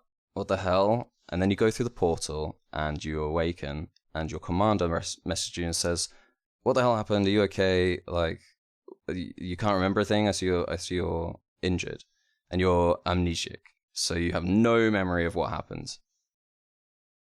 And he directs you to come back to the temple, so that's where you head. That's how you took it, right, when you first started? Yeah. So beyond that, you start to unravel the story. The commander gives you a mission, and then maybe you'll go on a mission with your mentor, who will give you missions as well. Generally, you bounce between the two, and that's where that sort of like contrast in loyalty comes. They ask you to choose later on in the game. But if I can go over the story, the best place to start to actually tell you that. Do you want to hear the true story, like what everything is and what everything means? Yeah, I don't think I really understood it, so do what you can. All right, okay. I've written something so that I can actually follow this, because it's complex, and the best place to start is actually at the end of the game. Okay. So, again, spoilers. This is going to be everything. This is the whole story, as far as I see it, and I'm pretty sure this is true. I'm pretty sure this is correct, but there is a lot of interpretation in it, like self-interpretation. So please don't get upset if you disagree with what I'm about to explain. But I'm pretty sure this is it. Okay? So, when you finish the story of E.Y.E, you fight your way through the Call Today brethren in the temple. And you eliminate Commander Romana's lieutenants. You are looking to overthrow the commander after going through the series of missions that you've been on. So you venture into the forbidden caves beneath the temple, and you battle your commander and defeat him. Simples. Epic end boss. I mean, it's okay, right? You beat him, didn't you? Yeah, it's a bunch of dudes. Yeah, it's tough, but it's not tough. And when you leave the caves, your memory abandons you again, and you come to, stood next to your interceptor on the temple landing pad. Almost like this level is repeating itself, but everything's chill now. There's no sirens going off, everyone's like totally friendly, and there's some familiar faces in the hallways, but there's also new names, and they offer a conversation, but they all say the same things to you. Things like, there's no commander here, this office has always been empty, except we see you go in there often and you talk to yourself. Other people say you seem caught between worlds. Your mentor, he was killed by federal forces before your accident in the cave. And this is like contrary to the fact that you've been taking missions from this commander, which these people are saying don't exist, and your mentor, which apparently died even before your accident happened, right? So you're like, I suppose the decision was made for you, but your character returns to the caves to seek evidence of the battle that you just had. But when you enter the chamber where you've defeated Romana, it's actually like completely untouched. But what stands there is the great portal, the one that you see at the very start of the game. Big square gate made of bones and skulls and whatever. And the Burning Legion portal. Exactly. So you step through it, and on the other side is the dream. Again, that starting area with the big pillars and the portal at the end. Only this time, 3 figures stand before you. A man called the Mysterious, your mentor, and Commander Romana. They tell you, you have asked so many questions, but have you asked, who am I? Another gate stands behind them. You step through it and out into the cave where your accident happened at the start of the game. So literally, it's like New Game Plus. But this is like integral to the story. So the story starts again because of the cycle of guilt. That's the sentiment that's repeated commonly throughout the playthrough. It's the dominant premise of the story. It's what the whole thing means. So you're a man trapped in the walls of karma, suffering their guilt in an endless cycle. The broken mind of a man who hides. That's the big secret. The entire game's design, those like weird level triggers. Do you remember at the start where the cave wall opens and the Manduko comes out? Yeah. Weird, right? Doesn't fit. So the themes of the enemies, the megalithic structures, the dialogue, all the NPC interactions, it's all reliant to this truth. You are Romana, you are your mentor, and you are the beast. Right? So all those conversations and discussions and all the missions, all the stories people told you of your time as a team with these 2 people, it was actually just your madness. You heard what you needed to hear, you saw what you needed to see, and you followed orders you wanted to be given. Your mentor and your commander were just figments of your own delusion. Do you remember Dutch? Yeah. Remember that mission where he is stood between those 2 people who both are just like, yo, you're mental?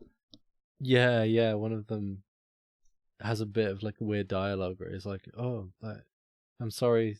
I think he says, oh, there's no one there, or, you know, your mentor's not here.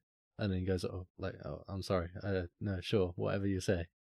Yeah, right, exactly. Like, everyone's scared to disagree with you, but everyone's trying to tell you, like, bro, you need to realize something. Like, you're talking to yourself, like, and people you're talking to don't exist anymore. He died that mission for us, and then the next mission, he's there again. Yeah. And then when you go downstairs on that mission, you talk to a Scrabbler, one of those weird little machine guys. And you're like, Dutch has fallen down again, like he's been killed outside. And the drone's just like, what? Yeah, anyway, you're in command. It's because Dutch is also a figment of your imagination. Okay. He is one of the guys that died in that cave. There's bodies when you're in there. Yeah, at the start, you pick up the pistol. Yeah, he's a guilt ghost. All of this is like your madness and your guilt.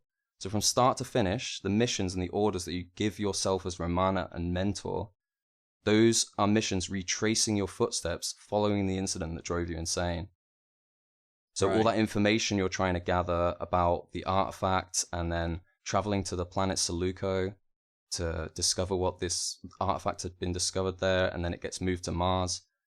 That's already happened. Like, all of these events have happened, and you've actually been there and done that, but you can't remember it. But your subconscious is drawing you back to these places to discover it, to find truth. And that's what those ladies was trying to explain to you in the cave about the man who was lost because he was trying to find meaning. Right? Yeah. They look weird. They reminded me of Silent Hill nurses for some reason. Yeah, exactly. So you know, as a character and as a player, you have no idea what happens to corpus or amnesia, but it's your subconscious that draws you in. So yeah, the consortium, they discovered something on Mars, like you said at the start of this podcast. They moved that to a planet called Seleuco to stop that war. Because basically the war had started because the metastronomic force, which is what those alien beings are. The warp. It's the warp. It's a hypnotic force that projects physical manifestations of people's inner conflicts. So that's why they're creatures there. They represent stuff, and that's why there's that sexy lady creature, which is the woman with the gun. Yeah, she's meant to represent your wife, which is another story that she tells you, because you sent your wife and you tortured her for 5 days. Anyway, we're not going to go into that. We're not going to go into that. There's a massive depth to your character, but it's all hidden. So you and your mentor travel to Mars, and you and mentor fight your way through these Federals who have there was something to do with a ship, and you commandeer a ship, and anyway, so you end up in Mars. Your mentor gets killed, and you activate the artifact, and you go fucking mental. So the hypnotic powers of the metastream warp reality around your being, and you become locked in your own cycle of guilt in this metaphysical reality. So essentially, you are trapped in a time loop, but because of your like metastronomic charged mind, it's literally bending reality around you to keep you trapped. So it will always lead you back to the same points that will end up resetting you, so that you are trapped in this endless cycle of guilt. So that area at the start with the big pillars, and where you meet the Mysterious at the end of the game and all the rest of it, that's a representation of your mind, and it's like the last remaining lucid part of your mind. Okay. And that's why it's the only place where you're ever free to see yourself in all your faces. It's the only place you see the mentor and Romana in the same place with you. And that's because it's the lucid part of your brain. You're able to actually step back and conceptualize it. And the Mysterious, that guy, that's your id, which in reality, that's like your voice behind your thoughts, which is called meta consciousness, like when you're able to think about the fact that you're thinking. Mm-hmm. And that's the sub premise of this game, is it's a meta experience. You're supposed to spend this time discovering this story, so that at the end you realize you as a player and as a character have been asking the same questions about who am I, why am I doing this, and then that's why it's so like unsatisfying, right? Yeah, and I felt that, and obviously didn't understand it and understand what it is now from you explaining that. But yeah, a lot of it was, because there is a story going on outside of just your character going mental. There's this faction war, but a lot of the time it kind of feels like, why am I doing this? What are the motivations? And maybe it's me not taking the time to really read the dialogue deep enough. Maybe it is one of those ones where you have to kind of play it a few times and look into it to understand it. Probably the latter. I struggled to feel like the game had conveyed the sort of story to me properly. You kind of start off, you wake up in this cave, like you said, which is the start of the game, but it's also the end of the game. And you kind of, it feels like you go through the motions of, I'm going to work for the commander and the mentor, so I'm going to this. You start off, you go to Eden. I'm trying to find out information from a guy, and then get this brain that my mentor wants to like hook himself into. Yeah. Then I'm going to another planet to kill some guys to further the sort of tensions within the civil war between the two factions that are under E.Y.E. Yeah. And then, like you say, you go to this factory planet to understand about the artifact, and then you go to Mars, which was the level that we said sucked. It's huge. It looks Such like crap. a ball ache fuck ass mission. I hate that fucking mission. We got a bug at the end where there's a bit where once you kind of like discovered the artifact, you find the king, which is some sort of ancient being on a throne. Completely undeveloped, unfortunately. Yeah, he looks like he looks a little bit like a fleshy Skull Knight from Berserk. Yeah, it looks about a month away from deadline. That's what it looks like.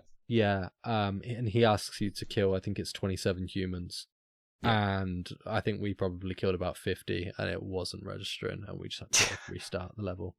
We had to restart the whole fucking level. Yeah, and then you kind of you activate this artifact, and you go through and you meet your mentor. Yeah, you meet your mentor, and you have some kind of decisions to make. You can kind of choose a mentor ending or a Romana ending. There's other endings you can trigger through doing other little things, and it all culminates in you killing everyone at the base. And to me, it just felt like it was I've realized that both the Commander Romana and the mentor are crooked. Time for me to kill them and replace them. And it never really occurred to me why I was stuck in this time loop, because the game makes it clear at the end that there is this time loop going on. And I gathered at the end, when you go back into the Citadel, is it the Citadel? The temple. The temple. The characters are talking to you like Romana and the mentor aren't here and you're the leader, but I didn't gather that they were kind of not real. I thought it was maybe you'd like lost time. Yeah. And that, maybe you were just kind of like imagining them from trauma. Right, okay, yeah. Which is sort of true, actually. So you did pick up on it. Yeah, I picked up on it a little bit, I guess, but I didn't get the emotions that you've kind of conveyed from this big plot. I found it was like a quite boring, standardized sci-fi Civil War plot with looters and robbers and aliens, with a little bit of intrigue to it. But now I realize from what you said that it's more intrigue, and these other plot points aren't integral, and they serve as like vehicles for the plot to move through whilst your character There are also glaring clues which are also just so unobvious. It's a real shame, in my opinion, this game. I like the story, but the story is not there. Like what you're saying is the gameplay experience. That is the story you experience. You know that much. Like everybody comes out knowing that much, unless they're paying a serious amount of attention. I mean, shit, when I went and tried to work out what the fuck was going on in this game, I went through the whole game about 3 or 4 times, reading every piece of dialogue and written text I could find. And that was the best I could do. So if you think I'm wrong, guys, like, just, give me a break. I actually worked for that. And is this something that you did originally, like when you originally played the game, were you in my position as well? Yeah, I was completely in your position. I knew there was more to it, or at least I wanted there to be more to it, and it felt like there was more to it. So that's what kept me digging all these years. It was only this time doing this, actually seriously reviewing it, that I was like, right, I need to know what the hell is actually going on, if I can actually tell that. And it turns out you can, and that's the answer. And there's more to it than that too, as well. I didn't even finish the very end, but I'm reluctant to talk about the true ending. Yeah, okay. Yeah, I've seen the true ending on YouTube. Did that make more sense to you now that I've explained what's going on? Yeah, I think so. She offers you to pass through. Yeah, and then that's where you end. But to me, so in that true ending, you kind of you end up in this kind of astral plane, and you stay there, right? Yeah, the only way to end the game is to quit. Yeah. So based on what you've told me now, that I perceive that as, I mean, it's either like, potentially dying, suicide, whatever, or you're lost to your mind, and you kind of regress into this semi shunted out, just small lucid space. There's a symbol on the floor, innit? In that area. Yeah. It's the Ouroboros. Snaking its own tail. It's a symbol of infinity or loops. Yeah. And she says to you before you get transported there, do not break the seal. Okay. And if you do and break the seal, if you shoot the seal on the ground, there is a portal under it and you can start the game again.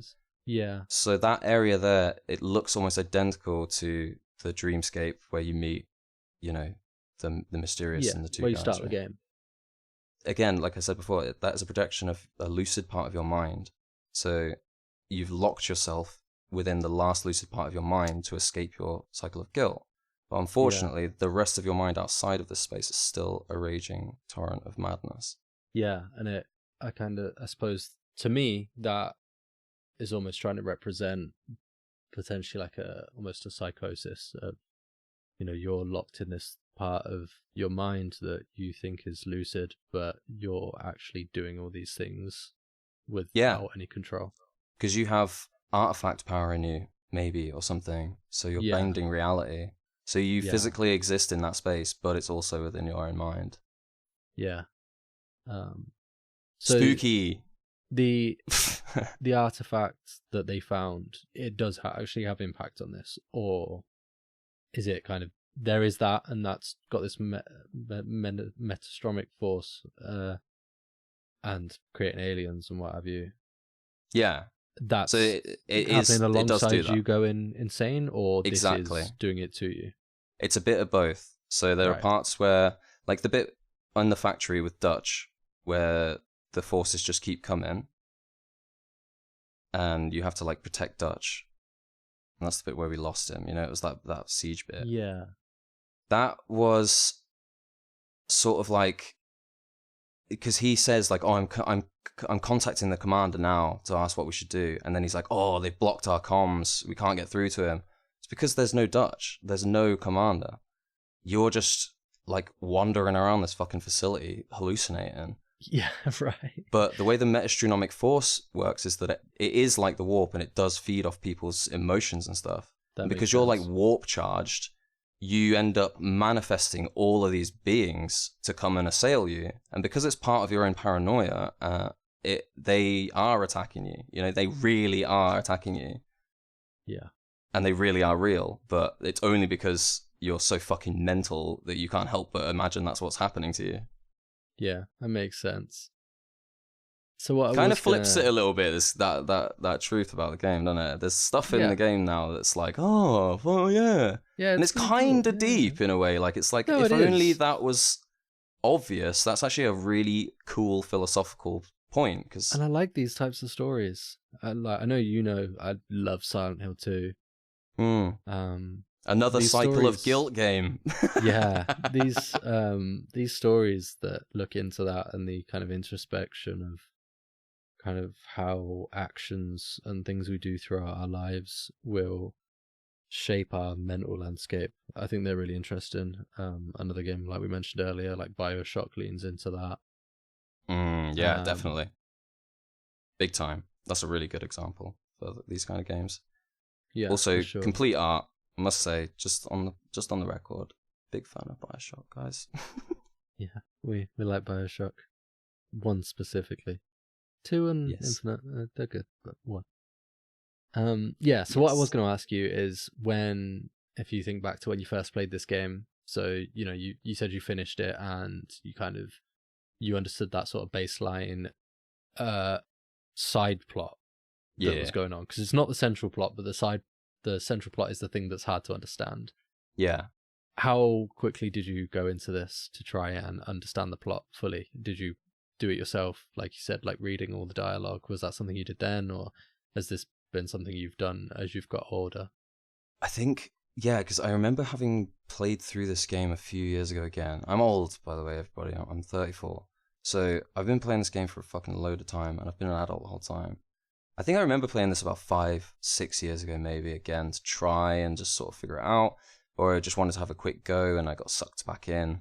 But until this review, I think I was sort of just enjoying myself a bit too much without paying enough attention to what was going on.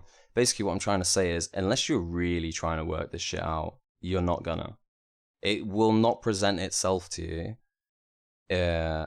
You have to collect about as much information as you can. And I mean, some of the written logs that you find in the game are like 30 pages long, man. Like, they're intense. I translated a bunch of it into like an auto reader that would read it to me. And it took 15 minutes to read one log to me at one point. So, yeah, this was the log you were telling me about where it's like a soldier, or... Yeah, it's one of the feds talking about the incursion on Mars. He opens like a back door and sets a message board up where he can like post this journal. And he lists a bunch of stuff about like you and your mentor basically coming to Mars to try and get the artifact.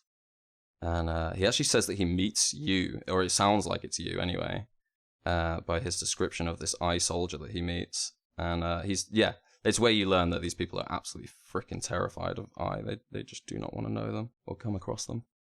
Yeah. Also, I think, just separately, I do think that the Secreta and the Consortium are the same thing. Okay. It's just like a privied knowledge thing. So everyone in I thinks the Secreta is separate, and everyone in the Consortium, under the Consortium, thinks that the Secreta is separate. But actually, it's the same thing. Because when you look at the consistencies between the way that both of them are said to have been acting, like, the Consortium has sent this, or the Secreta Council has said this, it's like almost exactly like, they're never in the same room together sort of vibe. Yeah. I think we've probably covered the story pretty well there. I know there's definitely going to be lore videos on YouTube, and I haven't seen any yet. I refrained from watching them. I'm going to I did as well later on. Just want to say as well, I did also do that as well. I completely ignored what everyone else thought about how this story went. I just tried to work it out from what's in the game on purpose, just to see if it's possible. And having gone and looked at what other people are saying, I think we're on it. I think this is mostly it. There's a lot more to it, and there's a shitload of like historical lore that goes towards it. And I didn't really touch on the stuff those three cynicals say to you about like the Beast and Shinji, and the way it all works that way. Also, your wife that you murdered.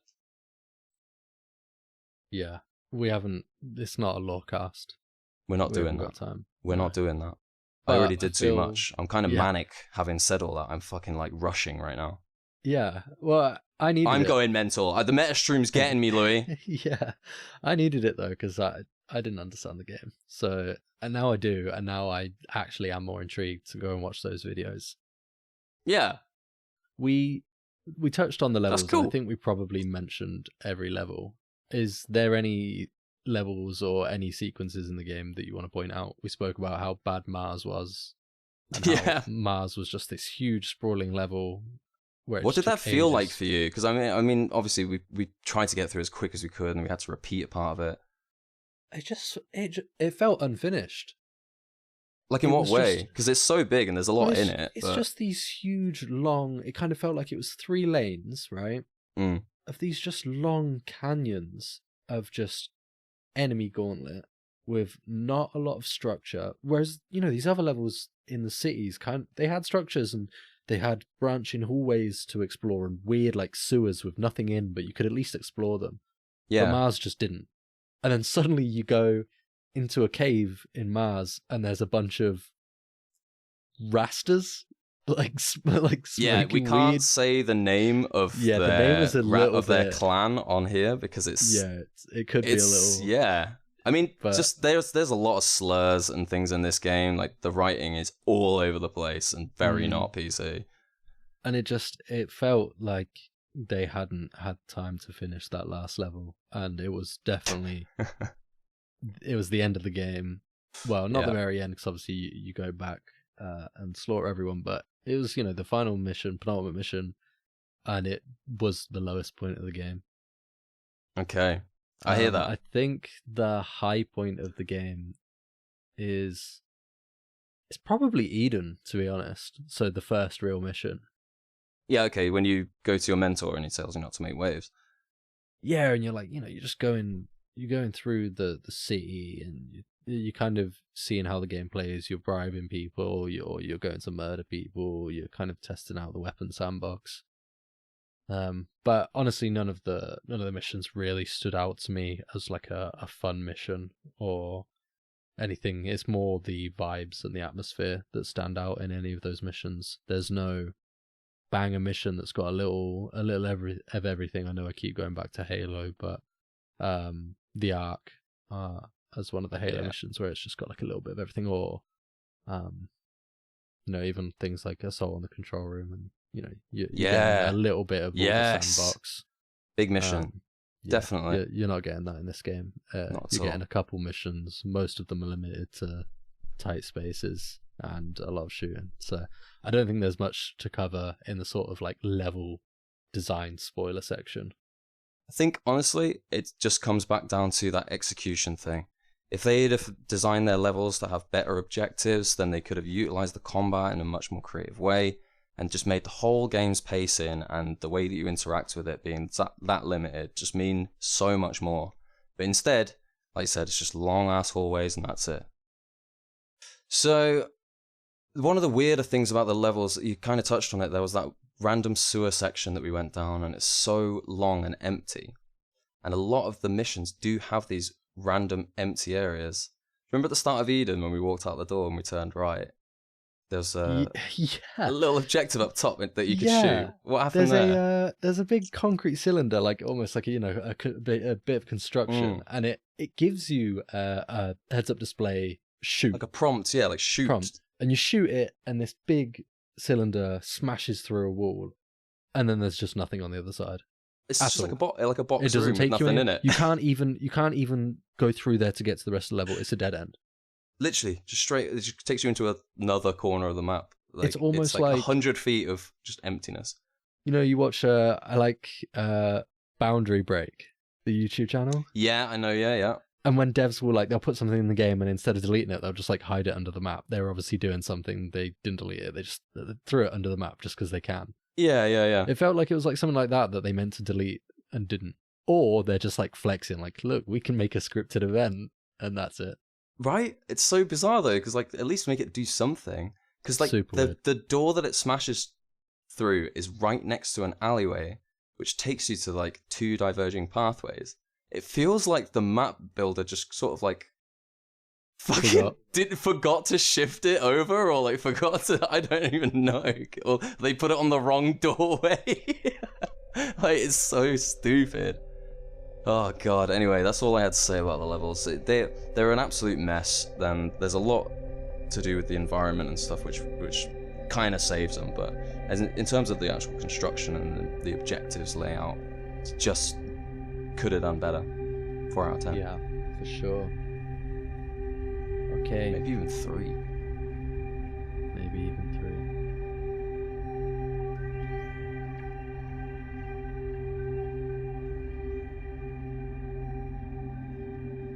3. So let's get into our kind of final section, our outro and thoughts. Yes. So I'll start with kind of the rookie perspective. In a weird way, overall, I am glad I played this. Not because it was fun, and partially so I could, tell you I did it, because I know you were interested in.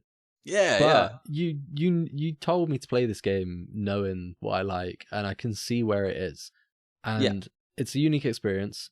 And it does have me keen to actually invest into some of these immersive sims. I need to play Prey. I think I played 3 hours, enjoyed it, and just stopped playing it for some reason. System Shock, I know, is one I'd like. And then there's Deus Ex on the grander end. But I can't say I enjoyed it. The jank and the low points just outweigh the high points. Yeah, I think there's stuff to be said about the common sort of nasty phrase, which is this game gets good after 10 hours. But in terms of immersive sims, I think as a general standpoint, most immersive sims do actually operate on that. Yeah, I'm not sure this one does, though. Definitely not this one. Obviously, unraveling the story, like it's interesting, but am I gonna take the time that you took to unravel that story? No. Am I gonna play this again? No. Would I recommend it to a rookie? No, unless you have a very specific niche. Yeah. Or you have a friend like Cos.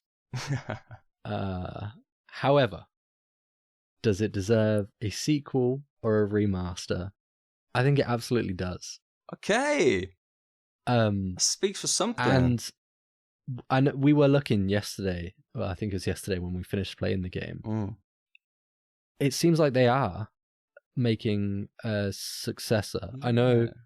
So they made, and obviously this game clearly did something for them, because Focus Home Interactive and Games Workshop clearly their attention was caught, because they then went on to make Necromunda and Space Hulk. Yeah. Which are, I know they're not the best critically acclaimed games, but they were Games Workshop games. Yeah, and they sold well. They did sell okay. They sold well. I've not played either. I played Deathwing because I looked into them. I did the classic. You get into 40k, you can't really be bothered to read the novels yet. Oh, there's going to be some good video games. Yeah, there's not really. There's a couple. So I looked at Space Hulk and I was like, it's a bad Left 4 Dead set in 40k. Yeah. But yeah, I saw a post on Reddit. Apparently they've given some indication that they're making another one. Yippee! Hopefully I'm happy. Doesn't stray too far, because I think I'd rather see this fully realized in a modern engine with the same story. Hell yeah. And I want to see their actual vision for Eden and Mars. Yeah, lore-wise, there is some richness there, right? Because yeah, there's definitely ideas packed away that just aren't realized at all, and I feel like there's probably tons of either dev teams or just groups of friends that have these ideas that never get to put them into fruition at all. Yeah. And at least Straymon Studio attempted it, and it worked for them, because they're now an actual game development studio. Definitely. So it could be, I think you're right there, it could be a testament to how if you want something, you just make a start, do it, put something out.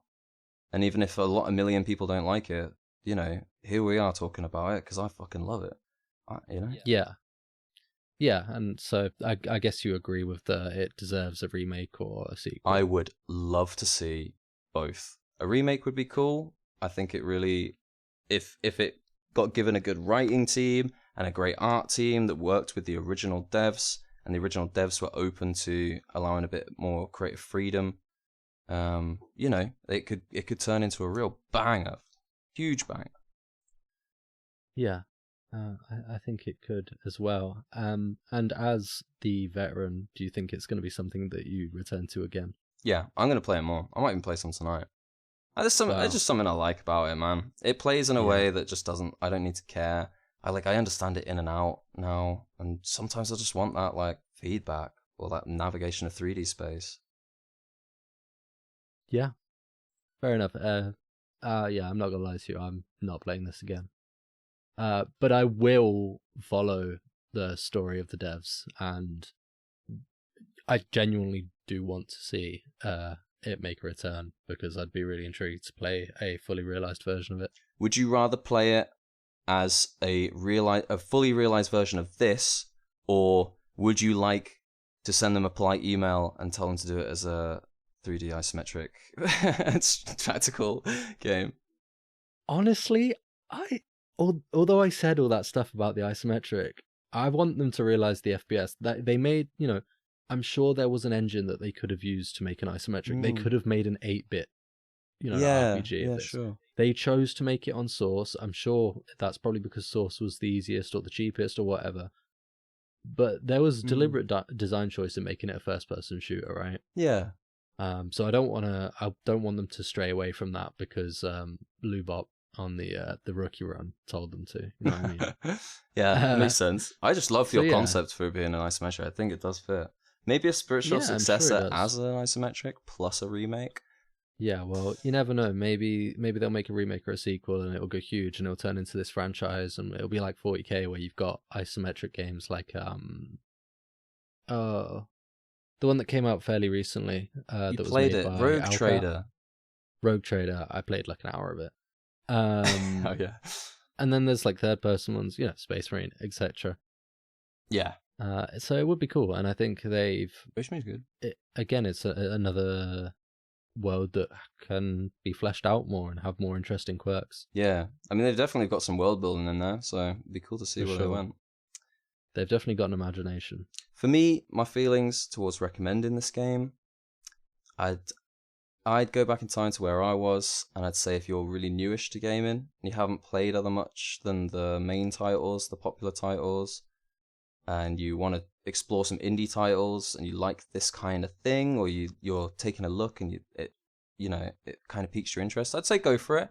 See if it fits. It's cheap now too. But after that much, and that was quite a lot to say about it, I just wouldn't recommend it. It's hard. It's so hard to recommend. I can't imagine anyone wanting to get into it, so I don't want to try and get someone into it. I only suggested it to you for this because I knew I had a lot to talk about it, and I knew it would be a weird talk. It would be a good discussion about something that's hard to not shit on. Yeah, I can see that. It's definitely got a high barrier to entry. Definitely. It's not for everyone. And it's definitely a PC gamer's game. Yeah. Yeah. You'd never ship this on a console, would you? No. Obviously, it's not. It wasn't possible at the time, but it's yes. It's for the few, not the many. But music, guys who wrote the music, fantastic. Love that. Yeah, shout out those. I think one of them is in the central dev team as well. Fantastic. Well, that's good so because he's still about. Well, the director's the same. I looked that up. So the guy who wrote this game is still the CEO of the studio. So I'm sure he will have plenty to go. I really hope that this whole time they've been playing their RPG like in person with each other. Yeah. And they've got stories they want to put in. Yeah, well, I suppose that leans into it. They can play this tabletop RPG, and the stories they make from that, they can all their little self inserts and shit. Yeah. Okay, here's my final question for you then on regarding there being a sequel. What if they create a sequel and it's just like this again? I think they would. I mean, if they released it as like a joke, it'd be funny. But if they actually released like a game on Source Engine, right? It's actually funny to think about. Yeah, it's just this game again. Obviously, like a sequel, the levels are different, but it's still got that jank. Yeah. I honestly think it would get traction. Yeah. Because of how absurd it would be. E.Y.E Divine Cybermancy, Dutch's story. Yeah, and it would hit those niche YouTubers for sure. For sure, man. Like this game clearly has. Yeah. But no. Hey, Mandalore Gaming did a review of this 8 years ago. So, Yeah. He gets views. Yeah, for sure. People keep spamming him with the cycles of guilt. It's so funny. But I am intrigued to potentially try. I don't know anything about their most recent game. I said Demon Blades earlier. I hope it's spelled DAI, so I don't know if it's Diamond Blades. I presume it's Demon Blades. It's gotta be Demon Blades. Potentially try that. French devs. I remember seeing Necromunda. It didn't look great, but I don't know. It'd be worth maybe trying them to see how they feel, to see if they feel like this, and see. Especially one thing that I'd be intrigued to see is see what the soundtracks are like. Yeah, for sure. I mean, reading the reviews on Demon Blades, which I have, most people seem to be really applauding the art and the music again. It seems like the strength of the studio is the art direction and the music that they put into their games. So, all power to them. I think you've got some great people on your team, guys. Yeah, just, I don't know. Need to iron out those gameplay elements, I guess. Real. So real. Not that I've played their other games, so I can't specifically comment on them, but from what I see, they're not the best received. All right. Episode 100, Demon Blade special. We'll do it. Yeah. No. You go play it. you become a veteran, and then you can introduce me to it one day. Okay, if you never hear of that again, guys, the game's shit. It wasn't very good. Yeah. Brilliant. Thanks, Louis. Brilliant. I've really enjoyed playing so much. and reviewing E.Y.E with you and just talking about it. It's been great. I'm not sure how much I enjoyed playing it, but I've really enjoyed talking about it. I tell you what I am going to enjoy playing is when I'm the rookie of the game that you chose. Yes. I can't wait. It's going to be a good one. I'm enjoying playing it right now. Good. I'm about to boot in a minute and get going on that. So for anybody that's still listening, thank you. This was the Rookie Run. I was Lubot, and my co-host was Cos, and we were talking about E.Y.E Divine Cybermancy. If you have anything to say about the episode, please leave a comment where you can. Contact us through any contact streams we have, and tune in again for another episode. Thanks, Louis.